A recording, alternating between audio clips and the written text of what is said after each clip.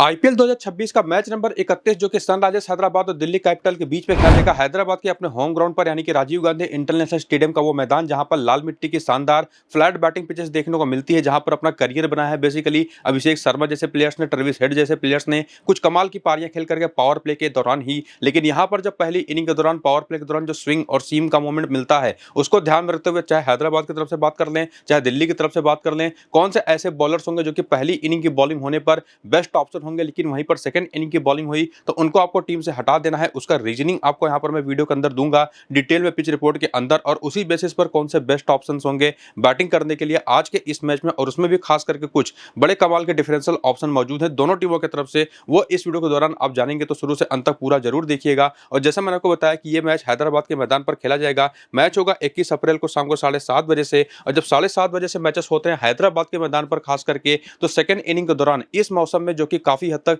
Dry होता है, काफी चांसेस होते हैं कि सेकंड इनिंग में ओस आए। लेकिन आज का फिलहाल जो वेदर फोरकास्ट है वो बताता है कि दिन के दौरान पूरे यहां पर आसमान पर बादल बने रह सकते हैं। 10% के आसपास बारिश की संभावना है जो कि बहुत ही कम है। लेकिन ये जो आसमान पर बादल बने रहेंगे उसकी वजह से जो टेम्परेचर का कंट्रोल होगा वो बहुत अच्छा होने की वजह से, बहुत ज्यादा टेम्परेचर वेरिएशन होने के नहीं होने की वजह से बेसिकली यहां पर ओस आने के चांसेस लगभग खत्म हो जाते हैं। और इसी वजह से ये चीज हमने देखी है इस सीजन के दौरान कि जो 3 मुकाबले इस मैदान पर खेले गए उसमें 2 बार पहले बैटिंग करने वाली टीम जो कि सनराइजर्स हैदराबाद की ही थी, 216 और 194 जैसा स्कोर खड़ा करके एक बार राजस्थान को हराया और एक बार चेन्नई को हराया, जिसमें निश्चित तौर पर राजस्थान की टीम का बैटिंग कोलैप्स हो गया था। पहले 6 ओवर के दौरान ही 5 विकेटें गिर गई थी 40 रन के स्कोर पर। और यहां पर चेन्नई की टीम की भी हालांकि शुरुआत तो बहुत अच्छी हुई थी 76 रन बनाने के बाद 3 विकेट के नुकसान पर, लेकिन चूंकि सेकंड इनिंग में जो ड्यू के चांसेस होते हैं हल्के फुल्के वो तो बिल्कुल आई नहीं। और यहां पर जो लाल मिट्टी की पिच होती है उस पर ग्रास की जो लेयरिंग होती है वो भी बिल्कुल नहीं थी।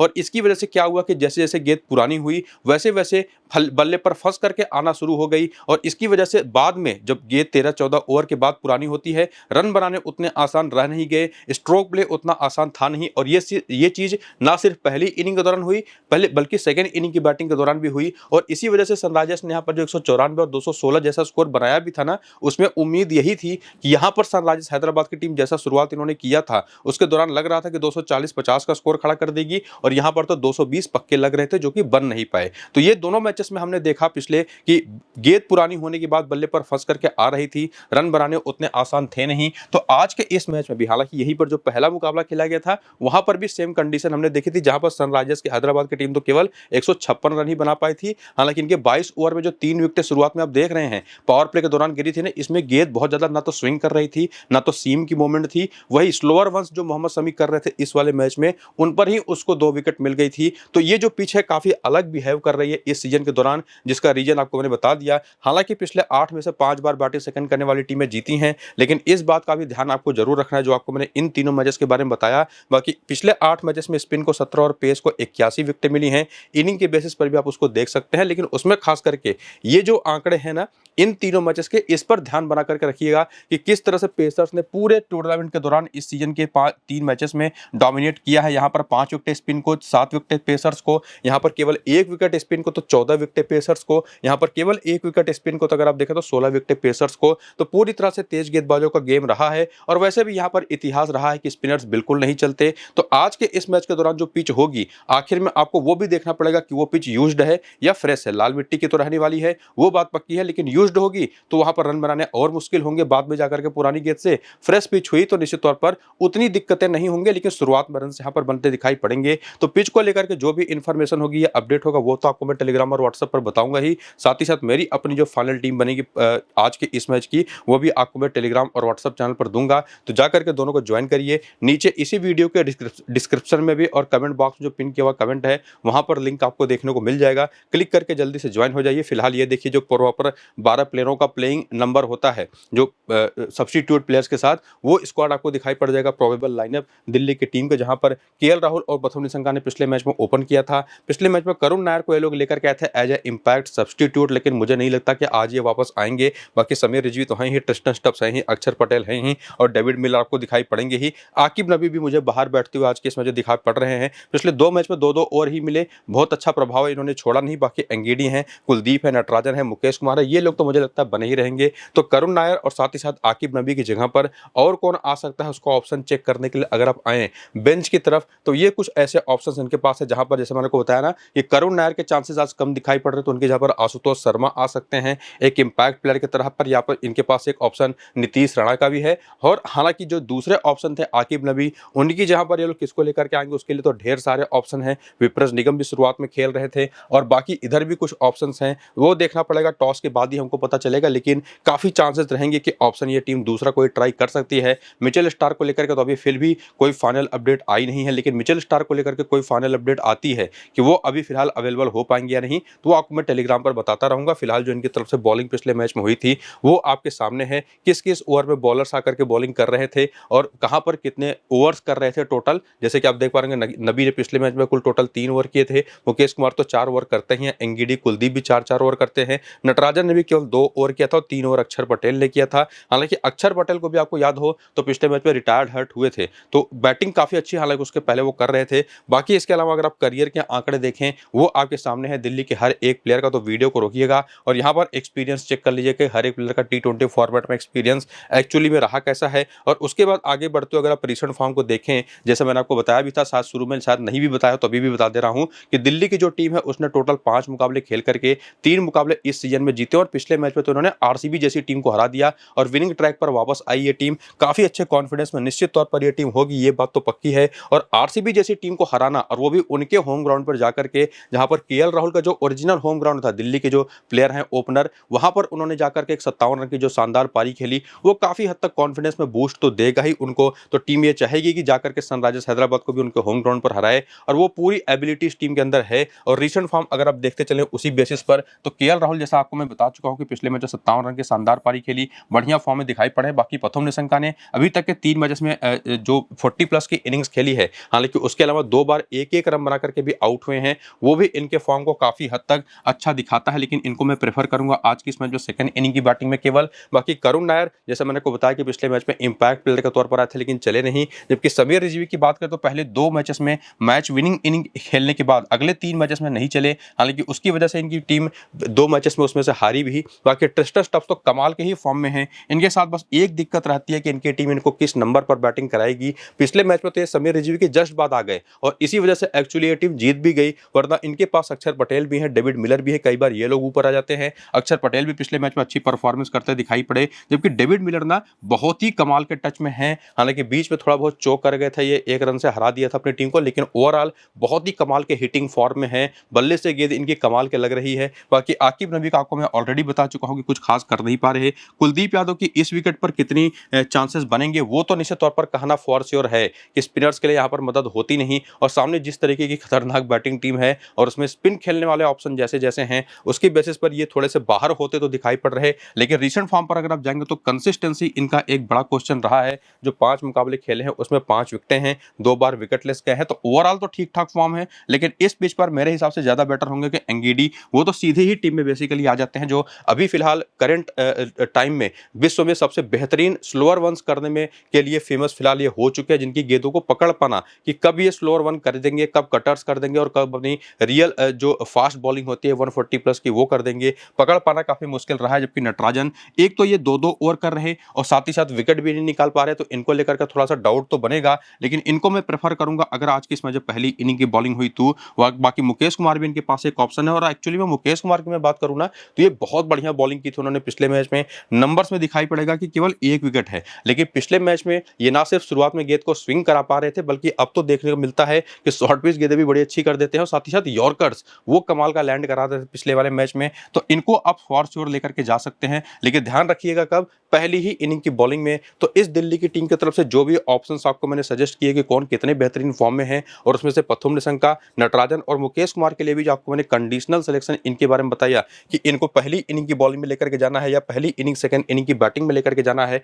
उस बात का आपको पूरा ध्यान रखते हुए आना है यहाँ पर हेड टू हेड स्टैट्स की तरफ, जहां पर आप देखेंगे कि हैदराबाद के खिलाफ दिल्ली के प्लेयर्स में केएल राहुल के तो बैटिंग एवरेज है 15 मैचेस में 34 का, वहीं पर करुण नायर कुछ खास कमाल कर नहीं पाए हैं, निशंका और समीर रिजवी तो खेले भी नहीं है। बाकी ट्रिस्टन स्टफ्स के 4 मैच में 74 रन, और ये तो मेरे एक ऑटोमेटिक चॉइस आज के इस मैच के रहेंगे भी। अक्षर पटेल को देखिए आप ड्रॉप नहीं कर सकते, नंबर चाहे जैसे हों। और उसके अलावा डेविड मिलर की बात करें तो नंबर्स इनके भी जिस नंबर पर बैटिंग करना एक्चुअली आते हैं 28 का बैटिंग एवरेज हो तो काफी बेहतर माना जाता है। लेकिन एक चीज आपको मैं जरूर कहूंगा कि इन दोनों में से आपको किसी एक को लेना है, या तो डेविड मिलर को या तो समीर रिजवी को, जिस पर भी आप कॉन्फिडेंस दिखा पाएं, जो आपको बेहतर ऑप्शन दिखाई पड़े वो आप उस ट्राई कर सकते हैं। समीर रिजवी ने पहले 2 मैचेस में कमाल की पारियां खेली थी, वहीं पर डेविड मिलर भी काफी अच्छा फिनिश कर रहे हैं मैचेस को। बस दिक्कत वही है कि डेविड मिलर की बैटिंग आएगी या नहीं आएगी उसका कुछ हमको पता नहीं, और वो ये टीम क्या कर दे कि ये भी हो सकता है कि स्टब्स को इस बार नीचे भेज दे, मिलर को ऊपर भेज दे। तो मेरे हिसाब से ज्यादा सेफ रहेगा कि आप मिलर के साथ जाइए, थोड़ा सा रिस्की रहेगा समीर रिजवी के साथ जाइए, या बल्कि और भी बेहतर टीम आपको बनानी है सेफ्टी पॉइंट ऑफ व्यू से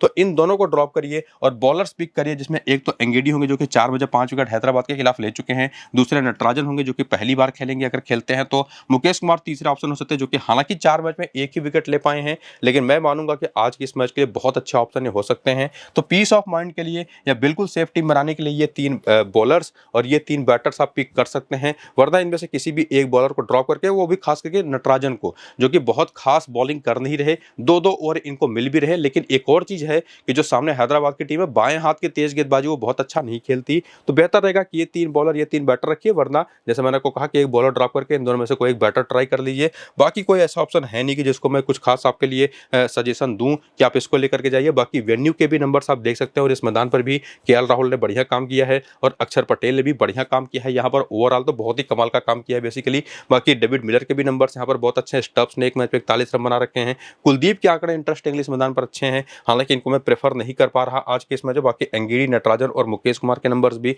जो खेले हैं बेहतर ही करते दिखाई पड़े हैं। और उसके बाद आकर के प्लेयर बैटल भी देखें तो केएल राहुल जो कि देखने को मिला है कि स्लोअर वंस उतनी अच्छी खेलते नहीं, और इसी वजह से अक्षर पटेल पर एक बार आउट हुए भी हैं 2 बार नॉटकट पर, लेकिन रन बना करके अच्छे खासे रन बना करके, बहुत ज्यादा दिक्कतें इनको सामने की बॉलिंग खेलने में अभी तक हुई नहीं है। बाकी Nitish Rana, Harshal Patel left arm pace और साथ ही साथ लेग स्पिन जो कि फिलहाल अभी प्लेइंग 11 भी नहीं खेलेंगे जहां तक मुझे लगता है, और खास करके जो हैदराबाद की टीम है बिल्कुल नई नवेली से बॉलिंग अटैक वाली टीम हो चुकी है, और उन बॉलर्स को तो इन लोगों ने फेस भी कभी नहीं किया, वो एक दिक्कत इनके सामने होगी। डेविड मिलर के सामने भी अगर आप देखें तो शिवम मावी, हर्षल पटेल और बाएं हाथ की तेज गेंदबाजी का नाम दिखाई पड़ेगा, और जब बात बाएं हाथ की तेज गेंदबाजी की होती है तो सामने की टीम में एक ऑप्शन हो सकता था डेविड पेन का जो कि ऑलरेडी टूर्नामेंट से बाहर हो चुके हैं, अब उनकी जहां पर जो रिप्लेसमेंट लेकर के आया गया है वो बड़ा इंटरेस्टिंग है, वो आगे आपको बताता हूं। बाकी ट्रिस्टन स्टब्स और अक्षर पटेल के भी नंबर्स देखेंगे तो बार बार आपको एक बाएं हाथ का तेज गेंदबाज और हर्षल पटेल का नाम दिखाई पड़ेगा, वो बड़ा इंटरेस्टिंग था। लेकिन जैसा आपको मैं बता चुका हूं कि वो टीम जो है ये हैदराबाद की पूरी तरह से चेंज हो चुकी है, स्पेसिफिकली इनकी बॉलिंग खास करके, जिसमें अगर आप देखेंगे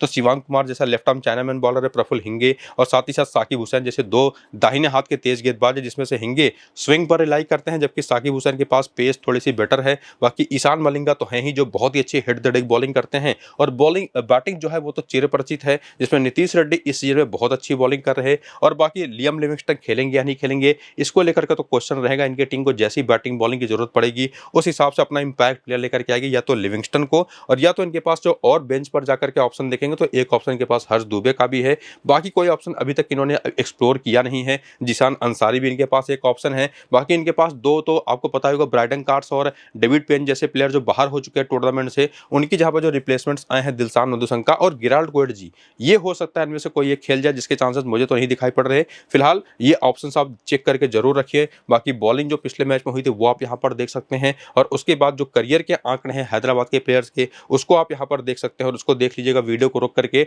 यहां पर मैं इसको ज्यादा एक्सप्लेन करूंगा नहीं क्योंकि हमारे पास ज्यादा बेटर चीजें हैं, वो है यहाँ पर सबसे पहले तो रीसेंट फॉर्म, जिसमें आपको मैंने बताया एक चीज ना, कई बार बताया एक्चुअली कि इस टीम की बॉलिंग पूरी तरह से चेंज हो चुकी है, बिल्कुल नए नए चेहरे हैं जिनको दिल्ली की बैटिंग ने कुछ खास फेस किया नहीं है। साकिब हुसैन ने 2 मैच में सीजन में 4-5 विकेटें ली, साथ ही साथ 5 विकेटें प्रफुल्ल हिंगे ने भी लिया, दोनों ने पहले मैच में राजस्थान के खिलाफ 4-4 विकेटें ली थी, कमाल बॉलिंग करी थी। लेकिन वहीं पर पिछले मैच में असली चेहरा इनको देखने को मिला T20 क्रिकेट का, प्रफुल्ल हिंगे जिन्होंने पहले मैच में 4 विकेटें निकाली थी, दूसरे मैच में आकर के केवल 1 विकेट ले पाए, और उसके लिए भी इनको 4 ओवर में 60 रन देने पड़ गए, आखिरी ओवर में जाकर के इनको 1 विकेट मिला था। तो ये जो इनको एक धक्का लगा पिछले वाले मैच में वो काफी काम आ सकता है आज दिल्ली के बैटर्स के लिए खास करके। लेकिन जैसे मैंने को बताया कि शुरुआत में अगर यहाँ पर चूंकि आसमान पर बादल भी होने वाले हैं, आपको मैंने पिच रिपोर्ट में बताया था, तो वहां पर प्रफुल्ल हिंगे स्टिल बहुत ही इफेक्टिव हो सकते हैं, इवन साकिब हुसैन भी, और ईशान मलिंगा मेरे लिए तो फॉर श्योर चॉइस हैं, इनको ड्रॉप करना मेरे लिए बहुत मुश्किल है। शिवांग कुमार को इस तरीके की पिचेस पर अगर मैं कुलदीप यादव को ही नहीं प्रेफर कर पा रहा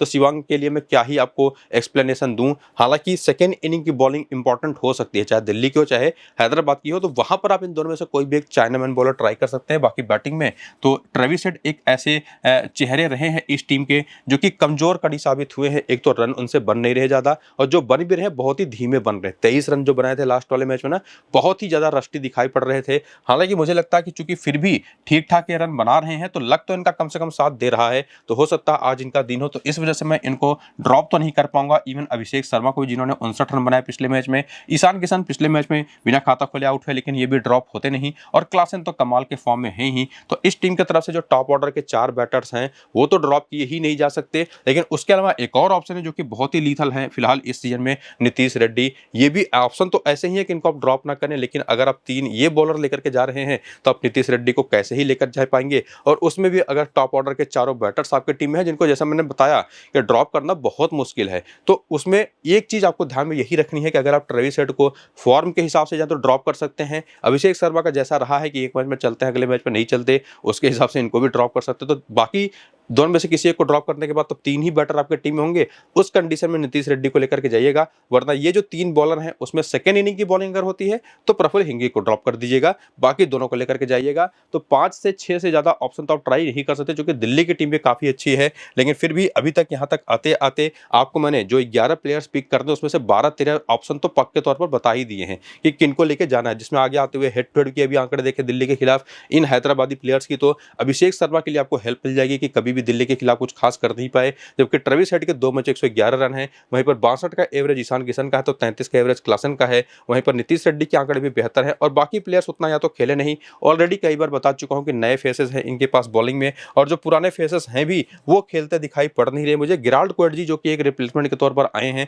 ये एक मैच खेल करके 4 विकेट दिल्ली के खिलाफ ऑलरेडी ले चुके हैं, तो अगर ये खेलते हैं तो एक अच्छे ऑप्शन हो सकते हैं। बाकी वेन्यू के नंबर्स देखें तो इनका तो होम ग्राउंड ही है, और इस अपने होम ग्राउंड के मैदान पर भी कोई सबसे कमजोर खेला है बैटिंग में तो वो है अभिषेक शर्मा, और वो भी 27 के बैटिंग एवरेज के साथ। और बाकी बॉलिंग में भी देखेंगे तो 2-2 मैच खेल करके इसी सीजन में हिंगे और साकिब हुसैन ने 5-5 विकेटें ले रखी हैं। ईशान मलिंगा के भी 6 मैच पे 10 विकेटें हैं। तो ओवरऑल वही सारे ऑप्शंस आपको मैं सजेस्ट कर पाऊंगा जो कि आपको मैं इसके पहले बता चुका हूं। यहाँ पर नीतीश रेड्डी को लेकर के एक चीज जरूर देख लीजिए कि ये वैसे तो पूरे सीजन के दौरान काफी अच्छी बैटिंग कर रहे हैं, काफी अच्छी बॉलिंग कर रहे हैं, लेकिन दूसरे मैदानों पर जाकर के इस मैदान पर ओवरऑल 12 मैच में केवल 3 ही विकेट है। बैटिंग इनका प्लस पॉइंट है, उसमें कोई डाउट नहीं है। बॉलिंग चूंकि यहाँ पर ये उतना अच्छा अभी तक कर नहीं पाए हैं, तो इस वजह से स्ट्रेट वे मैं कही दूंगा कि नीतीश रेड्डी को आप अपनी टीम से हटा सकते हैं। टॉप ऑर्डर के या तो चारों बैटर या तो कोई 3 बैटर आप रख सकते हैं अभिषेक शर्मा को ड्रॉप करके, और बाकी 3 बॉलर तो आपके पास हैं ही ऐसे ऑप्शन। हिंगे को आप सेकेंड इनिंग की बॉल में ड्रॉप कर सकते हैं। तो ये सारे ऑप्शंस आपको मैंने क्लियर कर दिए हैं। बाकी प्लेयर बैटल में आपको मैं ऑलरेडी कुछ देर पहले बता चुका हूं कि बाएं हाथ के तेज गेंदबाजी हैदराबाद की टीम उतना अच्छा नहीं खेलती।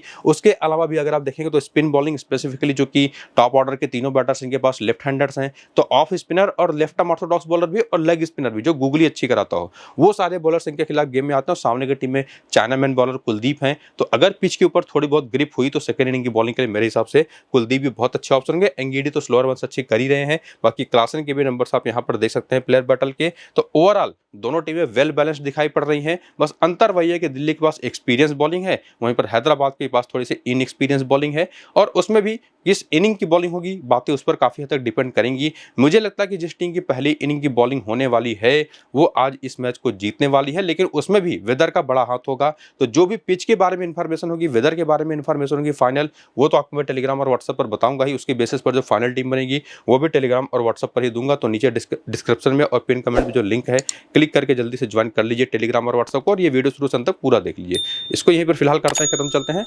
नमस्कार।